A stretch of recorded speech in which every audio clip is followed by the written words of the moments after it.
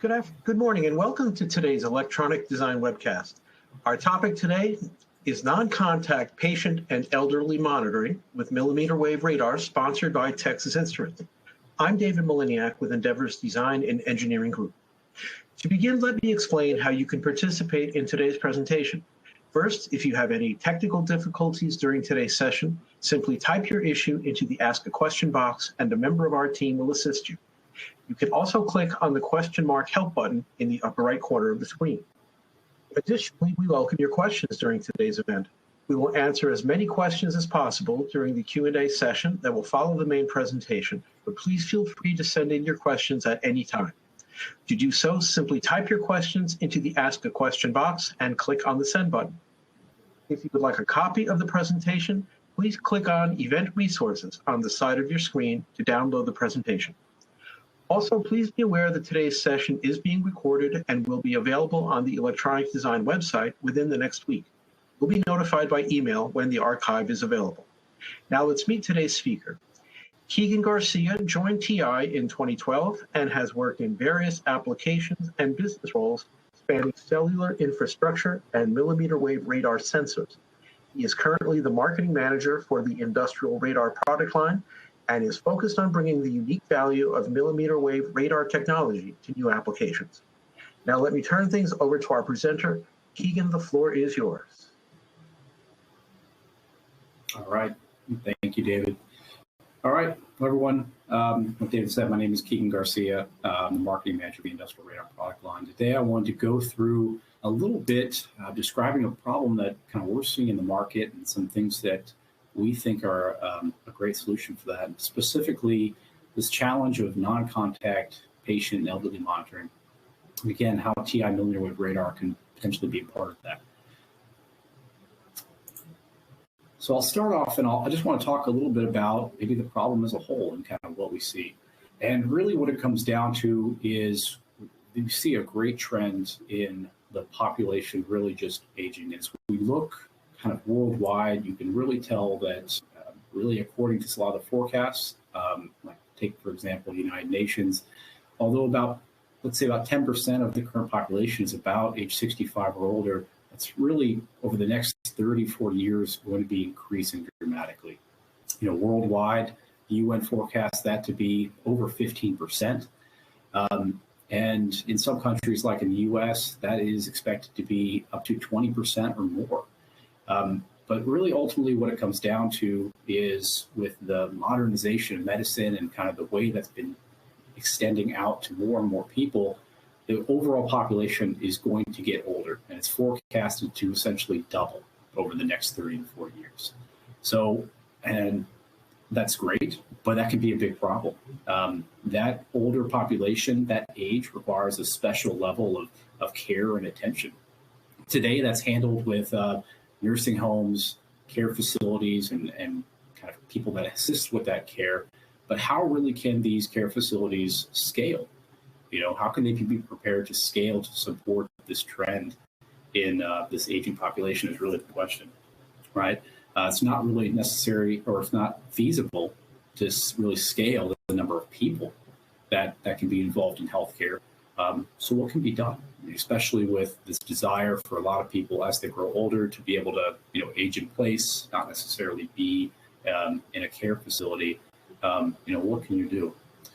And so one of the things that we see that can really help here is technology, and specifically sensing technology, and which can help to maybe fill the gap in some of the resourcing that would otherwise be needed for this increased demand in monitoring and just making sure that people are, aging well as they get to that more sensitive age in their lives.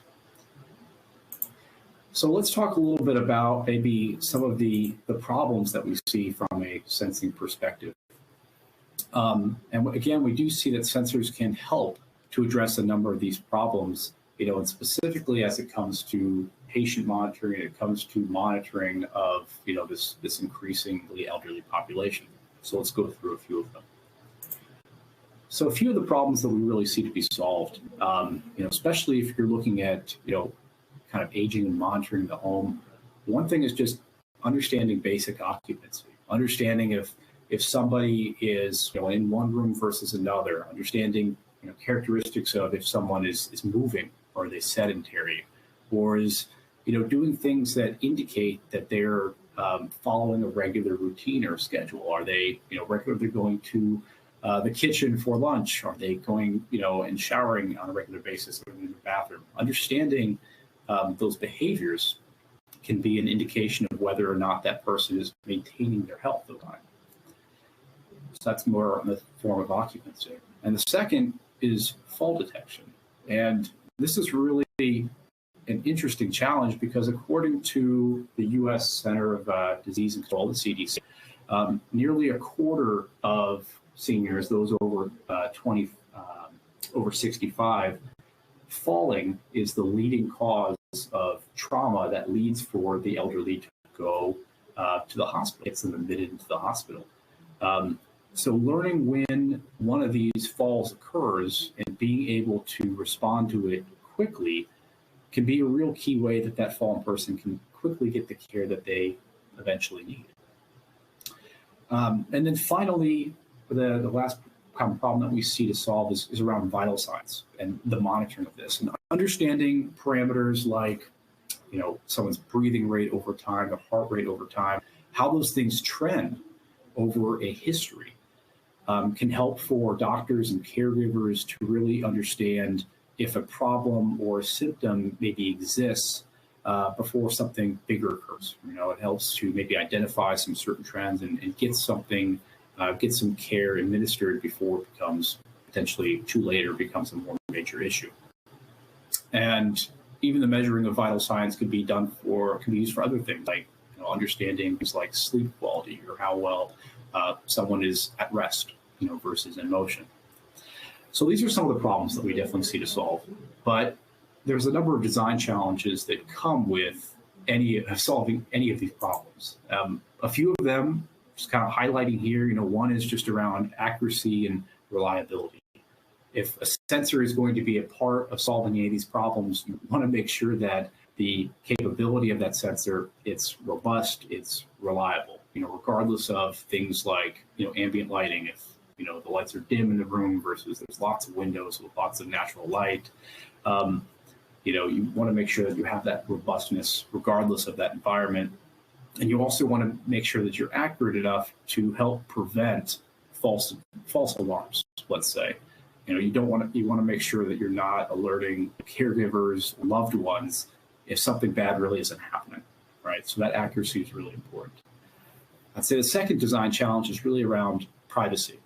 And with this whole aspect of, aging gracefully in the home, and bringing sensors into the home, there's a certain sensitivity of, how that sensor must be designed or used, especially if it's going to be placed in an area like a bedroom or a bathroom. And this could be a special problem or a challenge for certain sensing technologies that might be able to have personally identifiable information. So making sure that a system, or specifically a sensor, is designed around those privacy concerns is really important. And then the final design challenge that we see is really around non-contact. And if you look at some of the technologies that are in use today, whether it be things like ECGs or accelerometers, these have a dependency on, being worn. They're either in like a wristwatch, or maybe they're on a pendant that's around your neck. And they only work if they're actually, on the body and worn. And of course, if someone forgets to put that on in the morning and something happens, it kind of loses its capability. So that ability to kind of be in the background and not have to rely on wearables, I think, is also very important. So when we look at these problems and these design challenges, what is one kind of sensor that we really see coming above and being able to solve some of these? And the one that we would call out is really around millimeter wave radar sensors. And if you're not familiar with millimeter wave sensors, they are essentially a radar, meaning they send out pulses of RF energy into the environment. Those pulses of energy come back as reflections, and a radar can interpret information about the scene based on the characteristics of those reflections. And we see this as a really unique sensing technology. It provides something that other sensors simply can't. First off, it provides range, velocity, and angle information. It provides range or distance to a target. It provides velocity or an understanding of how that object is moving in the scene. And then it provides angle of arrival. So with range and angle, you can get an understanding of position in that environment. And then with velocity, you can get something really unique, an understanding of how those objects are moving. And we'll talk about kind of how that we see that really coming into play. But we see those 3 data points as being really unique. And then radar, because it's an RF-based technology, it works really regardless of the environments. So whether it's darkness, it's dim light, it's very bright light, it doesn't necessarily matter. It's that performance is robust to those different conditions. And then finally, maybe one thing not mentioned here, but since it's an RF sensor, there's an aspect of privacy. And I'll show a little bit about what some of the data looks like that comes from a millimeter wave radar sensor, but it's fairly coarse. There's not anything that's personally identifiable from that. You're essentially getting a point cloud of the different targets that are within the scene. And as we talk about, some of the things that are really important for a millimeter wave sensor, a few of the things that I believe kind of come to mind are the ability to bring all the processing that's required for that system on board a single chip. And as we talk about kind of Texas Instruments solutions, all the devices that we'll talk about later are all single chip, meaning they integrate the processing on board. They have onboard MCUs and DSPs to perform the processing that's necessary to get that range, velocity, angle information, and then also to make sense of some of that data and be able to calculate, infer some of the behaviors that are coming from the scene and make sense of that. And then finally, another important piece of this is antenna on package, where radar is not necessarily something that comes naturally to a lot of people, a lot of companies. It is a newer technology. So being able to take what's typically complex, like the antenna, and bring that onto the package, bring it off of the PCB, removes the need for someone having to worry about, how do I design an antenna? How do I manufacture that antenna? Because it's essentially on the device itself. So maybe I'll jump ahead a little bit, and I want to go ahead into some of what millimeter wave radar can do. And so especially when we bring it back to some of the applications around elderly monitoring and patient monitoring. Well, first off, really one of the things that millimeter wave can do is it can identify presence in motion. And radar can use the unique property of that velocity information to separate out moving objects like people from static objects in the scene. And this allows us to get a point cloud of different objects that are moving within the environment. And you can see this within the image example here, where you can see that this is taken in an office environment. This is where the sensor is mounted about 3 meters above this scene. And we're tracking and monitoring 3 people that are moving in this office environment. We can determine their exact location relative to the sensor and even kind of where they came from. As they kind of move through, you can see the kind of tracks in the top left piece of that image there. So how might you use this? Well, understanding that location and tracking of people can first primarily help you to understand whether or not the room is occupied by somebody, or is it occupied by more than one person. But I think more importantly for something like elderly monitoring, it can help to understand what are some of the routines or the activities that someone might be through, and can help to understand, as a person, active, are they sedentary? How much are they kind of moving or not moving on a daily basis? Is that changing?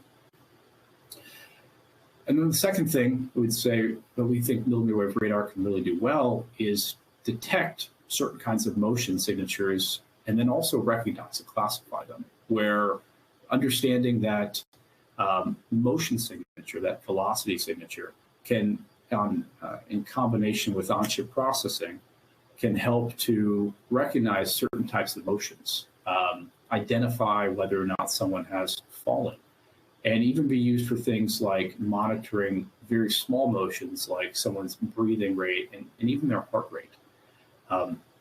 So those are kind of 2 things that we see that millimeter wave radar can bring to the table.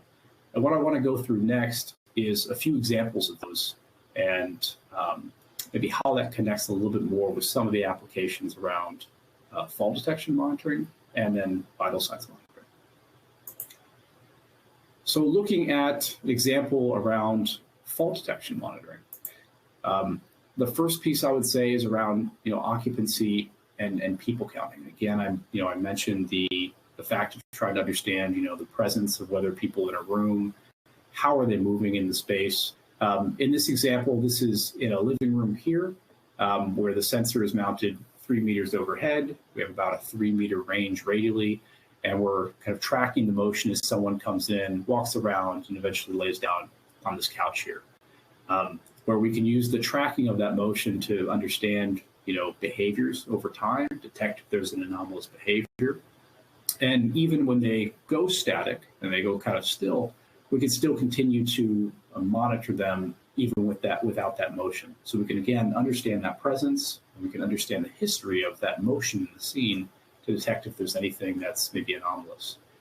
And then another thing that radar can do is also not only detect a single person, but also multiple people, and can be used to track, separate multiple people in the scene and see how they might be moving in that environment. So that could be important to understand, is someone regularly coming in, to visit this person? Are they, they having visitors? Is it at a regular time? That information can be helpful to understand for a caregiver or a loved one, just what exactly is going on. And then next, we'll talk a little about fall detection. And, I mentioned there's a couple ways that you can do this. One is just to look at the velocity signatures. That's one method. And another means is by using the point cloud information, looking at that point cloud over time, looking at something like the height information and how that changes to determine if a fall has occurred. And you can see in the top right image there, in the middle on the black background, that is essentially the point cloud. So you can see this is a very, not very identifiable set of information. We're not looking at the outline of a person or anything that's really personally identifiable. So there's really an element of privacy that comes from this.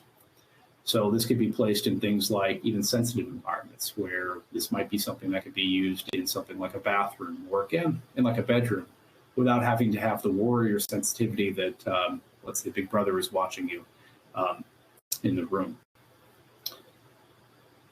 So the next example I want to go through is around vital signs and how that might be used. And so what's interesting about millimeter wave radar is it can detect those velocity signatures, and it's very, very sensitive to this. So much so that we can pick up the very minute movements or displacements in the chest that come over time when a person is breathing, or even when their heart is beating. So picking out the very small amplitudes of displacement is something that we can do. And this can be done regardless if a person, it's facing their chest or it's facing their back. So there's flexibility in some of that. And with that on-chip processing on board, this can even be used to filter out, average those signatures, and achieve a fairly good accuracy of around 5 BPM for some of the heart rate over a longer period of time. So that accuracy could be something that can be realized with a millimeter wave radar sensor. Now, is this going to be something that's up to, let's say, the level of an ECG? No. But this could be something that can be good enough to detect some of maybe the changes in signatures over time to understand if something's going wrong. We think that's really what's important here. And then finally, another thing that can be done is around sleep monitoring or bedside monitoring. Besides understanding things like breathing rate and heart rate, taking a step back and looking a little bit coarser, just looking at, in this example, looking at just the Doppler, the velocity information over time. Just understanding over a long period of time, you could start to pick out very easily certain types of coarse motion. How much is someone wiggling in bed? Did they get out of bed? Did they enter bed? How long were they in that bed? So these are some of the questions that radar can answer when it's deployed in something like a bedside monitoring system. And again, there's, because of the lack of identifiable information that comes with radar sensor, there really aren't privacy concerns with using this in a bedroom type environment. So I want to wrap up just with one last slide here and talk a little bit about how someone might get started and better understanding more about some of the applications and more specifically how TI radars can be used and evaluated to showcase some of these applications. So we've provided a few steps here, and there are some links embedded in this that provide some context for where you can go on, and all these can be found on ti.com/IWR. But here you can find out more, just kind of as a first step, find out more about the technology, see a few example videos of where this is demonstrated. All the images that I've kind of shown here are from some different examples and videos that we have that are online. And not only are providing these as videos, but these can be done and evaluated by yourself as well. And you can get access to an EVM. These are freely purchasable on ti.com. A few examples here: the IWR 6843 ISK and the IWR 6843 antenna package, the AOP. These can either be used for wall or overhead mount, are available. And besides that hardware, we also make all the software freely available that runs on the sensor. So this software is provided open source.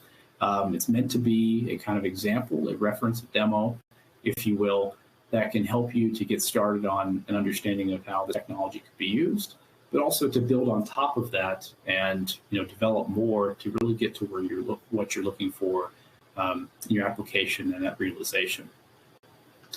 And then kind of coming down next, past the evaluation, a few things I want to highlight here is some of the design resources that are available. Of course, we make things like the data sheets and the errata for our devices all available. But in addition to that, there's a lot of collateral that we provide that can help you to get an understanding of working around other elements of the production process, from the software, the SDK drivers that are available for you to build on top of, to things like the hardware design.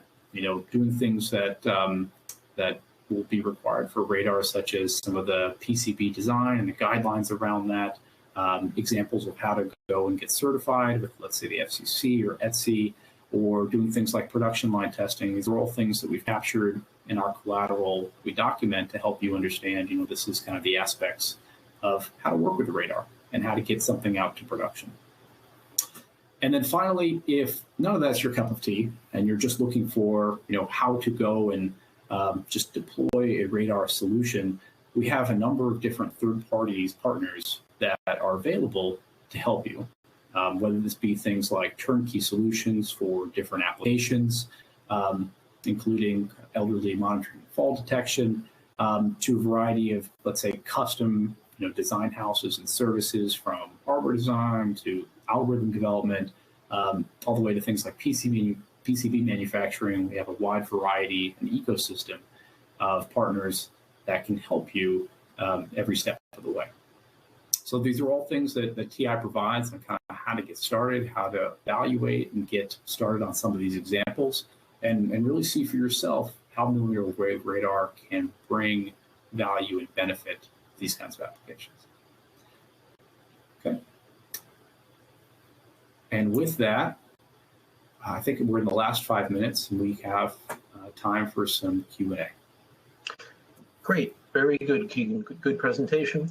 And yes, some of you have submitted questions, so we'll get into those in a moment.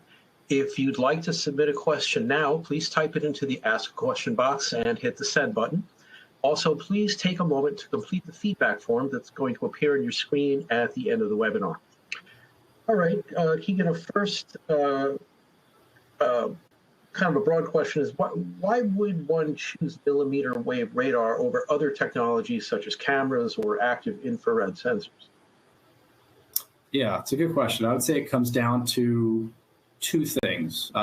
One, I would say as mentioned before, there's certainly a privacy aspect, right? So like a camera, as an example, there's definitely sensitivity. Even if processing is just happening locally on the device, I don't know about most people on this call, but I would not feel comfortable having a camera in my bathroom. So I'd say privacy is certainly one aspect of it. I'd say the other is the complexity of working with some of that data set, because you can certainly throw a lot of processing at like a camera solution to extract some of the data, like fall events and things like that. But it does require quite a bit of heavy lifting on the processing side, which comes at an expense to be able to realize that. So there are certainly some challenges in being able to use some of those current kinds of sensing technologies to realize these applications. Again, just the privacy and then the processing and the cost associated with that. Okay, very good. This next one is a kind of a two-part question, a little more specific here. The first is about the percentage accuracy of vital sign detection. Have there been tests done, or is there some experience that you can cite that would indicate what that accuracy is?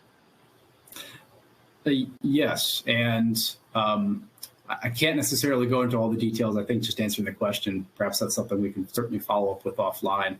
But yes, we have done a bit of testing on that. Some of that is available today on the TI Resource Explorer, and some of it is actually going to be released in the next couple of weeks. So please be on the lookout for some of that. And really around that accuracy, again, what we've kind of seen is around plus or minus 5 BPM is fairly reasonable at distances of about 3 meters of detection when a person is fairly still of the heart rate, and within about 3 BPM for the breathing rate measurements. Okay, and the second part of that question is about falling objects. With something like, say, the IWR 6843, what would be the maximum distance at which you could reliably recognize a falling person? That's a good question. I think it will come down to the capability of the algorithm and the software that's used. I would say in our examples and what we've kind of seen is that the distance where the accuracy really is still very solid is out to maybe 5 meters. Okay. Next one is, can the millimeter wave radar sensor be used for gesture recognition? Yes, that is certainly a capability of millimeter wave radar. It's not something I necessarily highlighted in these slides, but if you go to the ti.com/IWR and take a look at our TI Resource Explorer, and this is where we have a number of our different demos and examples, again, all that open source software that's available. A few of those are actually around gesture recognition, where we have examples where you can detect for 6 gestures. Most of it is fairly short range, out to about 50 centimeters in front of the sensor of different swipes or twirl gestures and things like that. So that is definitely a capability, using that motion, that velocity information to detect different types of gestures in the scene. Yes. Oh, okay. For evaluation, what are the differences between the two hardware module choices, the IWR 6843 ISK and 6843 AOP? Good question. So the IWR 6843 ISK and AOP, the real difference between the two of these is the antenna design. And the antenna design impacts the field of view and the distance that you can sense. So as an example, the IWR 6843 ISK has a wide azimuth field of view, a narrower elevation field of view. So it can be good for wall-mounted applications or applications that need a much longer sensing range. Something like the 6843 AOP is very good for wide field of view in both azimuth and elevation, which could be used for like overhead mounting. So it really depends. It's that antenna design which impacts the field of view, which might impact how this is going to be mounted, let's say on the wall or overhead. Yes. Okay. Next one would be, how great a range is achievable for presence detection with a single chip millimeter wave radar? Yes. So at least we have some examples that with a single chip can go out to 50 meters of detection, a little over 50 meters with a single chip. So it's more, of course, applicable for outdoor applications. with some certain features on board our chip, we also have the ability to bring that up past 100 meters. So we have examples of both of those, 50 meters and 100 meters, on the TI Research Explorer today. All right. That pretty much leaves us out of time. For those questions that we didn't have time to get to, we'll get back to you via email.